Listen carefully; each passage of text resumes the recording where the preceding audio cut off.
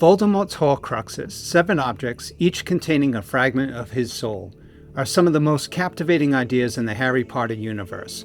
But what if I told you this concept was not original? In fact, the idea of splitting, storing, and hiding the soul has been around for centuries. From ancient religions to folklore to esoteric traditions, people have imagined the soul as something that can leave the body, be contained, even projected and protected inside objects. Today, let's trace the deeper roots of Horcruxes and see how the idea of a fractured soul existed long before the Dark Lord. To start, we need to talk about one big idea. The soul is not always stuck inside the body. Across cultures, people have believed that the soul can wander, split, or travel. Think about out-of-body experiences or dream journeys. For thousands of years, shamans and mystics have described leaving their bodies to visit other realms, meet spirits, or gain knowledge. In some traditions, the soul naturally slips out during sleep, to dream, to receive visions, or to communicate with the unseen worlds. Death, too, is not just a single moment, but a transition where the soul moves between states or realms. So when we see Voldemort tearing his soul apart and anchoring it to objects, he's not inventing something new. He's echoing very old questions. What is the soul? Can it be separated from the body? And what happens if we try to control it? Take ancient Egypt. The Egyptians didn't see the soul as one simple thing. It was multifaceted, with each specialized area having a specific purpose. There was the Ka, the life force, the Ba, a more personal, mobile aspect that could move outside of the body, and the Ak, a transformed, luminous form of the soul in the afterlife. But here's where it starts to sound very much like a Horcrux. The soul wasn't just floating around, it could be housed and anchored. Funerary statues, canopic jars, tombs, and images of pharaohs weren't just decorations. They were containers and supports for aspects of the soul. The pharaoh's essence could continue in these statues. Part of the person could be preserved in the objects, protected, and even given a kind of existence. The soul was separate from the body, and yet held, stabilized, and guarded in physical forms. You see similar patterns in major religious traditions. In Christianity, the soul survives death, journeys into heaven, hell, or an intermediate state, and later is reunited with the resurrected body. In Islam, the soul is taken by the angel of death, enters Barza, a kind of intermediate realm, and then returns to a resurrected body on the day of judgment. In Hinduism, the eternal Atman leaves the body at death and is reborn in another, again and again through reincarnation. In Buddhism, things are a bit more complex.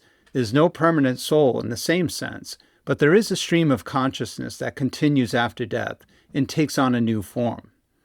And in ancient Greek thought, especially with Plato, the soul is an immortal essence temporarily housed in the body, which it leaves at death and to return to a higher reality. The philosophical belief that the body is a prison for the soul originates from Platonic and Orphic traditions, known as the soma sema, the body as a tomb.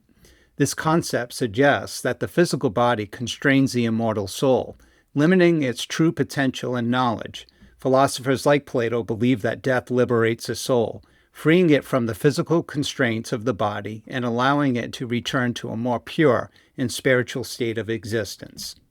Different details, different doctrines, but the same core intuition. The soul is distinct from the body and can exist without it. It can leave, travel, wait, return, or take a new form. The body is a container, not the final home. In many indigenous and shamanistic traditions, the soul is even more fluid, sometimes divisible, sometimes existing in more than one place. Some shamans speak of the soul flight, sending part of their soul out to explore other realms, heal others, or gather knowledge. Others talk about soul loss, when parts of the person's soul are trapped, stolen, or wounded and must be retrieved and brought back. There are also traditions where the soul, or a fragment of it, can be placed in an object for protection. A charm, a sacred item, a ritual object becomes a kind of spiritual safe. This is where it really starts to echo the logic of Horcruxes, a part of the self separated and then contained into something to shield it from harm. In alchemy, the soul was imagined as a subtle essence that could be drawn out of the body of matter, then held and worked on inside a vessel. In the nigredo stage, the body is symbolically killed, burned, rotted, or dissolved, so that its hidden soul and spirit can be released as a vapor or subtle substance. That essence is then captured in a flask, an egg, or a sealed glass, which acts like a new container for the soul, preventing it from escaping. As history shows, the idea of the external soul is everywhere. In its oldest forms, though, it is almost always bound to something transcendent. The soul moves to an afterlife, travels to another dimension or other states of consciousness, or returns to some original creative source. Somewhere along the way, the stories darken, new figures appear, not saints or seekers, but sorcerers and tyrants. They seize upon the idea of an external soul and twist it into a strategy for avoiding vulnerability and chasing immortality. They pour their essence, their life force, into an object, and their fate is often fused to it. Think of Dorian Gray with his portrait, or Sauron with one ring. But these are only the most familiar echoes of a much older pattern. In folktales like Punchkin, Koshi the Deathless, or The Giant Without a Heart, we meet a dark masculine figure who hides his soul or heart in a container, sealed away in some distant, unreachable place.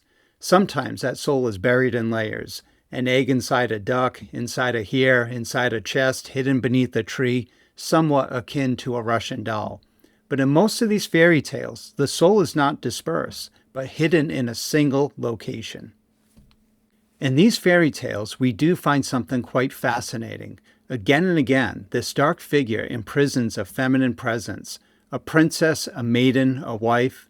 It is as if, having hidden or forfeited his own soul, he still longs for an anima, wholeness, but now seeks it through possession and control, rather than genuine relationship. He is powerful and magical, and yet incomplete. He armors himself against vulnerability and requires an external anima figure to maintain the illusion of being whole. With Voldemort and the Horcruxes, this pattern grows even more extreme. His soul is not merely hidden, it's splintered, scattered, and progressively degraded. He too conceals his life force, and with it, his vulnerability. But the degree of fragmentation reveals that his capacity for relationship is gone. He does not seek connection on any level. He seeks only power in a counterfeit immortality. In him, anything resembling relationship or eros has been annihilated. He tries to outrun fate itself, and yet fate has the final say. Once the external containers of his soul are found and destroyed, he is undone. In all of these stories, there is no redemption for these dark figures. In fact, they are all killed. No hero tries to heal them, reintegrate their soul, or lead them towards transformation. This begs the question, why? Because the soul in these tales belongs to a larger cycle, one of life, death, and rebirth. To cling to immortality at all costs is to reject the eternal life cycle. It's an attempt to escape from fate itself.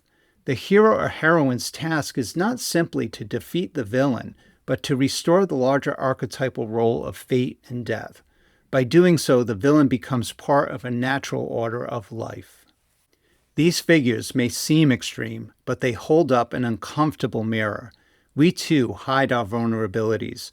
We guard our secrets, fearing that if they're exposed, we'll be forced to confront an unavoidable fate, a fate that can feel like death sometimes.